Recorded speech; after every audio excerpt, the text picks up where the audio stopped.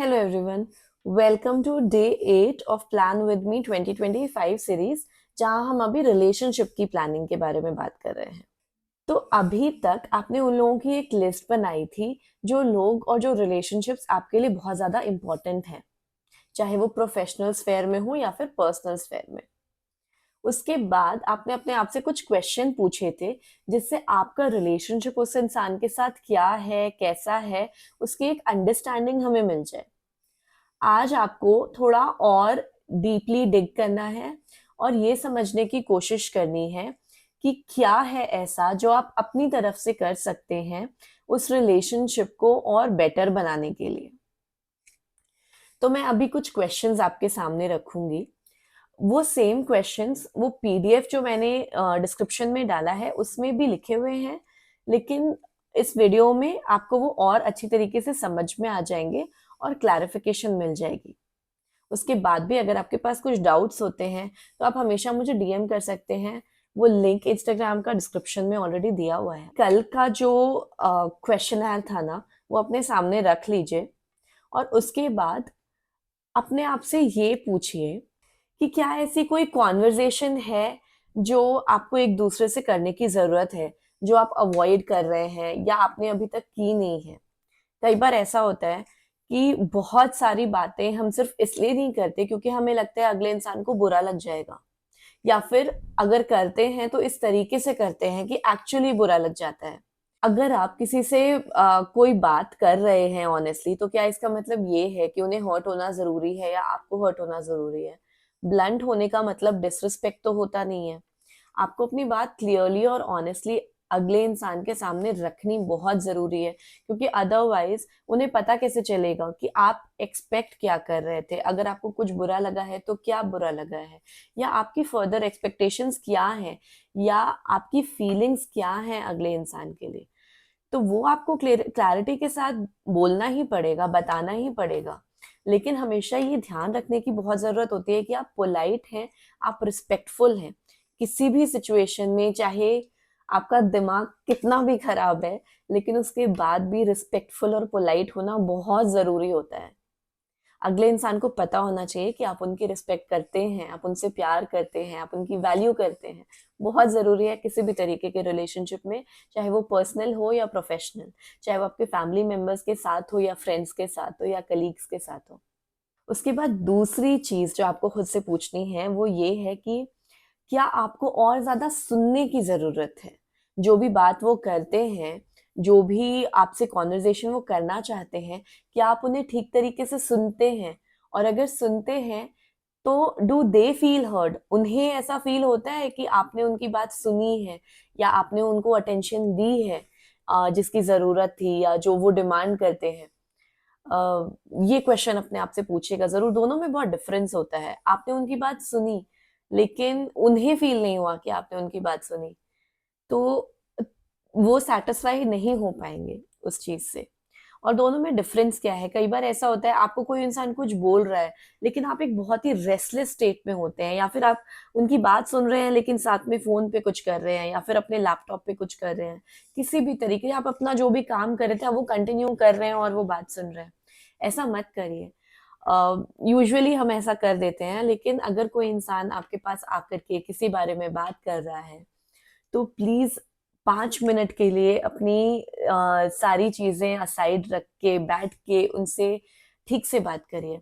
शायद आप 30 सेकेंड में उनसे बात करेंगे पर वो सेटिस्फाई हो जाएंगे। अगर आप ऐसे फोन यूज करते हुए या फिर अपना जो भी आप काम कर रहे हैं वो काम करते हुए उनसे पूरी बात कर भी लेंगे, उनकी पूरी बात सुन भी लेंगे, लेकिन वो फिर भी सेटिस्फाई नहीं हो पाएंगे, क्योंकि उन्हें लगेगा कि आपने उनकी आधी बात सुनी होगी, आधी तो सुनी ही नहीं, क्योंकि आपने अटेंशन नहीं दिया उन्हें।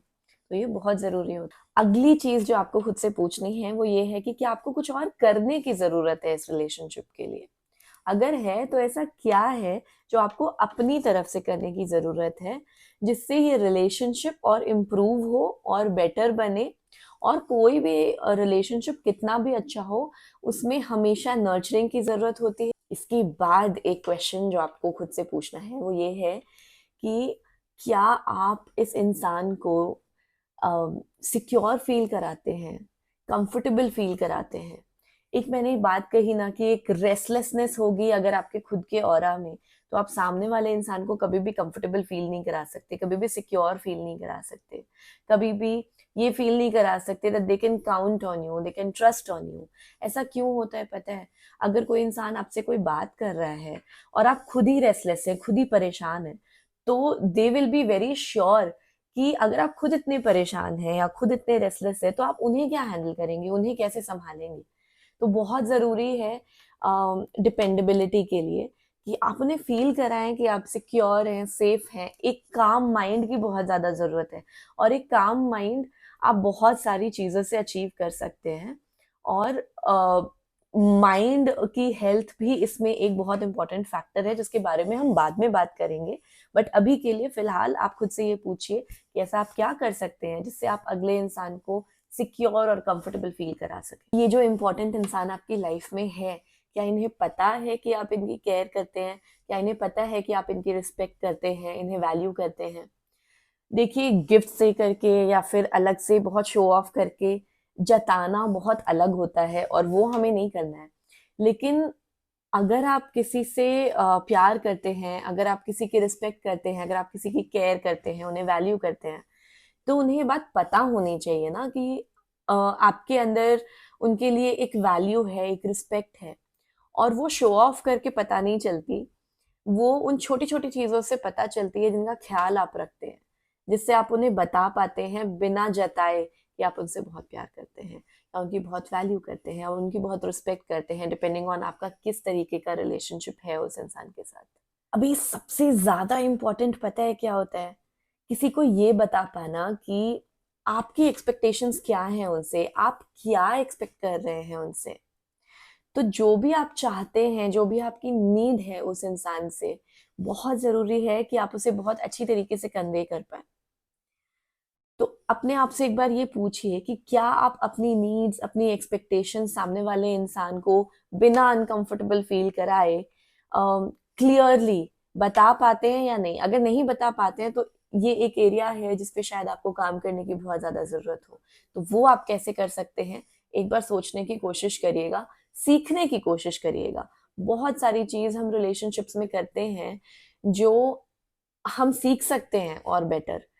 तो ऐसा नहीं है कि मैं ऐसी ही हूँ या मैं ऐसा ही हूँ से रिलेशनशिप्स चलते हैं। आप कैसे भी हैं, there is always a scope for improvement. तो ये मत सोचिए कि यार ये तो मेरा नेचर ही है, अब तो मैं तो इसी चीज़ के साथ एडजस्ट करना पड़ेगा ना। ऐसा नहीं होता है, आपका जो भी नेचर है, आप किसी को उस तरीके से डील नहीं कर सकते जिस तरीके से आप चाहते हैं। वो क्या चाहते हैं, किस तरीके से उन्हें कंफर्टेबल फ़ील होता है, वो बताना, या आप अपनी कोई भी चीज़ किसी को बता रहे हैं, समझाने की कोशिश कर रहे हैं, तो आप वैसे नहीं समझा सकते जैसे आपको समझ में आता है, आपको वैसे समझाने की ज़रूरत है जैसे उन्हें समझ में आए। तो उसके लिए आपको जो भी करने की ज़रूरत है, वो हर इंसान के लिए अलग होगा। तो एक बार इस बारे में सोचिएगा ज़रूर, और उसके अलावा ये भी सोचिएगा कि ये जो एक्सपेक्टेशंस हैं आपकी, ये जो एक्सपेक्ट कर रहे हैं आप अगले इंसान से, इस रिलेशनशिप से, क्या वो जस्टिफाइड है?